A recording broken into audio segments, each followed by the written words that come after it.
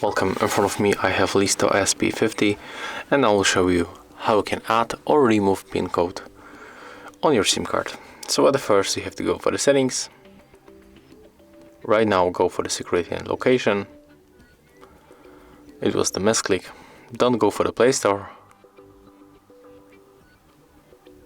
Okay, and as you can see right now we have to scroll down, tap on the SIM card lock, and in my case the card was in the first slot, so you have to find this option, then click on the switcher. Right now you have to input your currently pin code. If you want to remove pin code, then click OK, and pin code was removed. And if you want to add pin code to your SIM card, just tap on the switcher to enable it, input your new pin code, click OK.